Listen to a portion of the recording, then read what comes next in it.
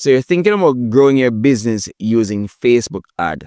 In this video, I'm going to share some strategies that I use to grow my own business to get clients consistently. All right, so if you're into this, then stick around because I'll be sharing some nuggets and some tips on how I approach it. All right, so first of all, my name is Micheal Stewart and I'm the owner of Stewart's Greetings, and we're customized products and a wedding stationery company. So we create everything from invitations, programs, cake boxes, table numbers, thank you cards, and other stuff like that for brides and for weddings and other events, corporate events, school events, church events, and so on, right? So everything related to stationery. And I want to share with you my advertising strategy for getting clients using Facebook, right? And I'm emphasizing that this video is about strategy and not so much about the tactics, not so much about exactly what you press on Facebook Ad Manager, right? Because that's something that most persons can figure out, and really and truly the platform changes consistently, right? While the principles remain the same, exactly what you press in terms of navigating Facebook Ad Manager will change. So I want to share this strategic approach to it, regardless of the changes that are made on the platform. This will still apply, right? So this video is particularly fitting for small business owners, right? So I'm a small business owner and I'm sharing the strategies that I use as a small business owner. All right, so when it comes on to Facebook advertising, the first thing that I like to do is think about my end game. What is it that I'm trying to get out of my advertising, right? Am I trying to get a sale? Am I trying to get a lead, right? And for newcomers to Facebook advertising, a lot of the times they think that they are trying to get awareness. They want to create awareness, and it seems logical, but I'm going to explain this to you in a bit. All right. So when you hop onto Facebook Ad Manager, you'll see various options, right? You'll see the option to create awareness ads, engagement ads, lead ads, conversion ads, sales ads, and so on and so forth, right? If you're a small business owner, you will need to go for a sales objective rather, or a lead generation objective, right? Those are the two things that you should be looking at if you're a small business owner. Many persons boost their post or run awareness driven campaigns, but these are really fitting for very large companies, right? So if you're spending millions of dollars on Facebook, then that's the kind of campaign that you would want to do. And these are typically run by large companies like Pepsi, KFC, Burger King, Domino's, companies that are mega companies with a large budget. And their goal is not necessarily to generate leads or drive sales, but really to keep on the top of mind, so to speak, right? So it's not about getting people to take action. When you're a small business owner, you don't have that kind of budget to try to just get people to be aware of your product and service. If you do that, you'll find that you'll be blowing through your advertising budget really quickly, right? Without making a sale, without getting any return on investment. So that's why, as a small business owner, you want to focus on generating leads or driving sales. That's what you would want to be focusing on. And with that said, then of course you'll be choosing the ad objectives rather that will be fitting for that, which is to generate lead or generate sales. Let me add this. If it is that you're trying to generate sales, then you'll be tracking sales conversions, and sales is usually fitting for e-commerce companies. So that's why I'm saying whenever you're running an advertising campaign, you want to think about how your business currently converts people into paying customers. So if you find that you normally need to talk to people via messaging or on the phone before they actually make a payment and become a paying client, then you want to bear that in mind when it comes on to your advertising campaign. If it is that many of your clients are comes through just going to your website, adding stuff to the cart and just making an online purchase, then of course you'll factor that in. So you want to essentially amplify, especially if you're small, amplify what currently converts for a business. So the Facebook ads should really be feeding that conversion monster, that conversion system that you already have in place or have made, right? So what I normally do, I normally run lead advertisements. And the reason why I run lead advertisements is because I know that my system, my main conversion takes place via WhatsApp and actually speaking to brides and understanding their needs for stationery, and then they become a paying client. Once we send them stuff that they like the prices, they like that we understand what it is that they're trying to accomplish from a stationery standpoint and from an overall wedding theme standpoint. So that's when we actually, that's why we run lead ads rather, so that we can feed our system with leads, with brides, and then we get to speak to them via WhatsApp, right?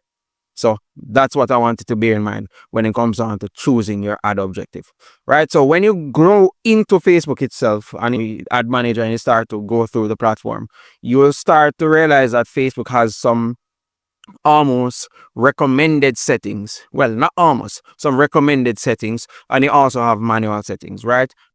If you're new, the recommended automated AI driven settings will work well if you're new. But for me, I like to go to manual, and with manual I get to just set up things exactly how I want to set it up.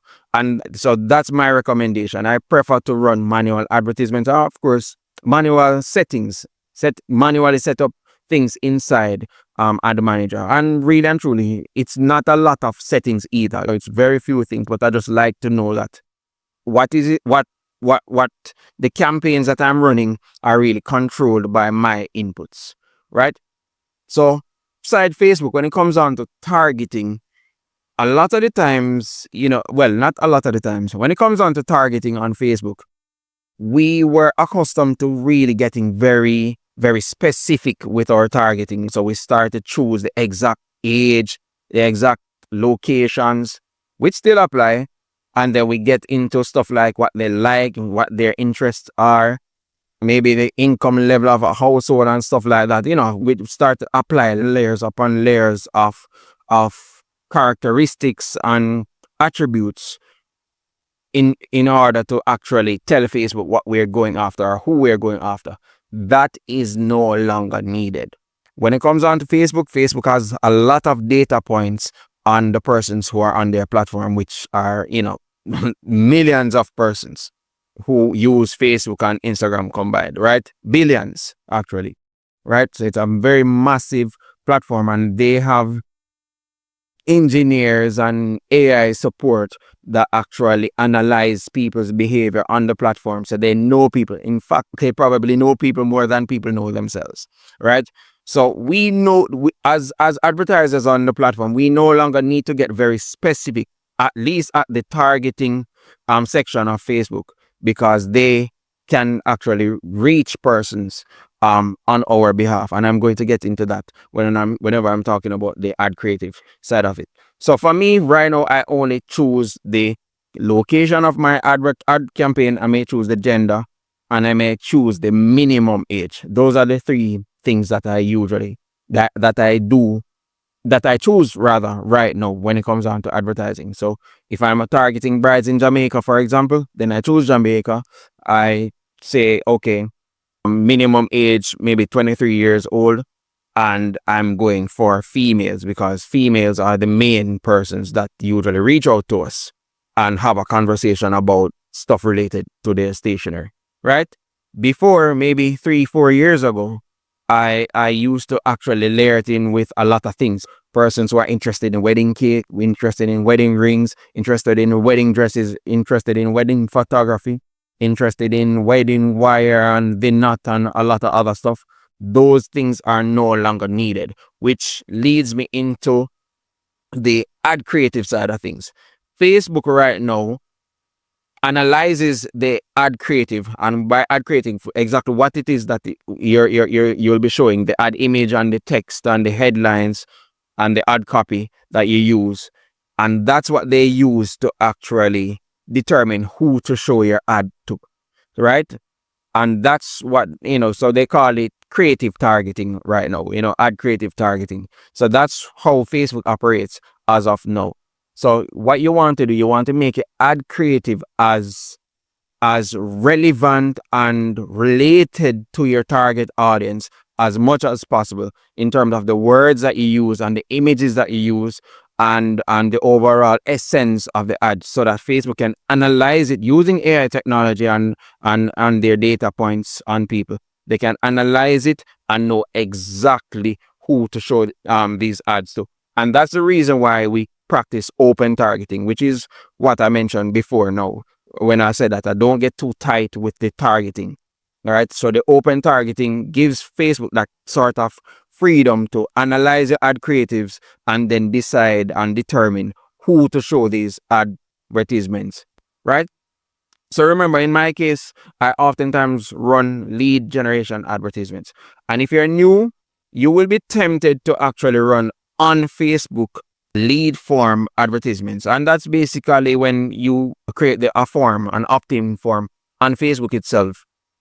And then, you run ads, people see your advertisement, click that form, and then it fills in the form with details that you'll need to generate a lead. So that's the name, contact details, phone numbers, and any other thing that you choose to, right?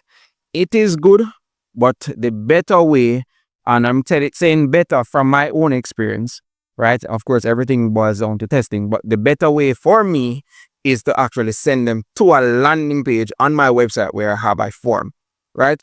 That increases the quality of the leads that you generate, because whenever somebody navigates away from Facebook onto a platform and then still goes and enters in their details, their phone numbers, their contact details, in my case, wedding dates, wedding colors and stuff like that, it shows a higher intent. And with a higher intent, then you'll have a higher lead quality, right? Whenever you're doing it on Facebook using their, I think they call it Facebook instant forms, right? A lot of the times it auto-populates the fields, right? And the truth is, many of us actually signed up with Facebook with an account that we no longer use, or we've been using that for ancient days. And even if Facebook auto-populates it with that, and we start reaching out, as a company, we start reaching out to leads via these contact details, chances are they won't get it, because these are emails and contact details that these persons may have used years ago, and they no longer track it. They just use it to log into Facebook, and that's it, right? So that's why I don't recommend that, because Facebook will auto-populate it. And because it auto-populates it too, some of these leads will even forget that they had opted in for whatever it is, or signed up for whatever it is you were advertising, right? And that's the reason why I prefer to have them navigate away to a landing page and then fill in a form. They're really engaging with it, right? And that's how you generate leads. So while going through this video, I realized that I left off 3 very important things to your advertising success. So the first one is to actually address ad fatigue. So ad fatigue happens when your target audience becomes very accustomed to seeing your ad. In other words, your ads become stale, right? So have you ever been on Facebook or even YouTube and you've seen some ads over and over and over again, and you start to ignore them? That's what happens when you have ad fatigue. People begin to ignore your advertising efforts, and as such will not perform well. So in order to avoid this, what you want to do, you want to actually have multiple ad creatives. So my recommendation is to have at least 7 different ads, taking the ad creative from different angles, maybe highlighting different target audiences. So let's say, for example, you're selling, let's say BMWs, right? You may have some ad creatives that feature business executives, another set that features medical professionals, and maybe even politicians and law professionals, right? So we have variety in our ad set, our ad bundle, so to speak, right? And not only that, you may also want to take the advertising messaging from different angles. Let's say, for example, in some of your ad creatives, you may be highlighting the features of the cars, right?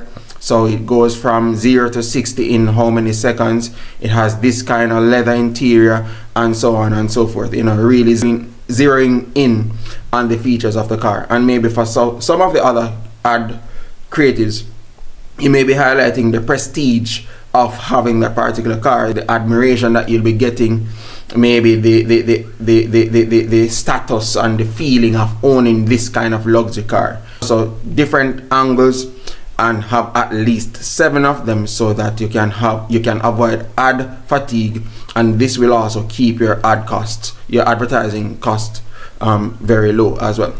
The second thing that I want to address is just time. So testing ad creatives will require time. You will need to allow Facebook to showcase these different creatives that we've created to different audience, so that they can find the winning ads with the winning audience, right? If you turn off your ads too quickly before giving Facebook that amount of time, then you may not see the results that you desire. So the recommended time is to actually give it at least 5 days of running the ads, no tweaks, no adjustments, and then this will also help you to find the winning ad.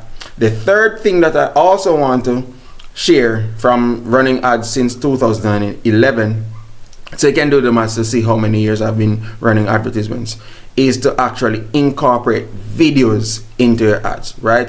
Videos have consistently shown to perform better than still image ads. Not to say that you don't have still image ads that do better than videos, but in a general sense, and of course, as we know with advertising, everything requires testing. But generally speaking, videos perform very, very well. Alright? So those are my 3 inputs in this video. Alright? But Facebook lead generation is just one thing, right? You want to think about what you'll be doing with those leads. And I realize that not many people talk about this. They may show how to run Facebook ads, run Facebook leads. No, after you get these leads, what happens, right? And what you want to do, you want to set up some sort of mechanism to actually reach out to these leads, to nurture these leads. And the best way you can do this, and I'm telling you, the best way you can actually convert leads into clients will be to simply take up your phone and give them a call, right? Take up your phone and give them a call. Opts in for Sunday, somebody opts in for something and they qualify as the ideal client, you take up the phone and call them. If you don't have any system in place or persons in place to call them, then you'll need to hire persons. You'll need to start doing it yourself, or you need to start maybe put out an advertisement saying telesales reps needed, so that you can actually call persons and actually build relationships and then close these people. Of course, before this, you may need to set up some sort of automation, right? So you may need to have some sort of email automation that's sending them stuff related to your company, related to, of course, delivering on whatever it is that they signed up for. Of course, very important.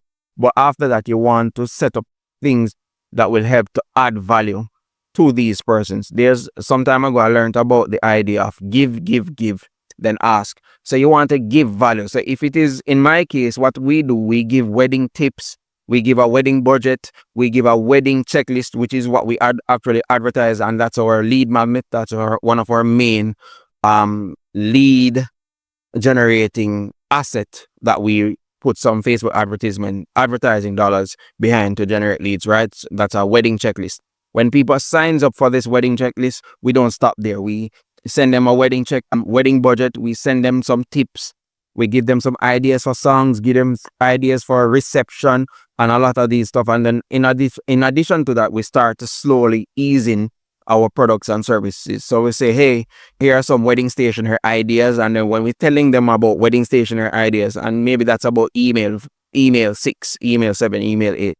Right, we start to actually introduce what we do. So here are some invitations. You can actually go to stewartsgreetings.com and learn more about invitations, or see some additional inspirations there and stuff like that. So we're easing in now our services, and then after that we start making offers.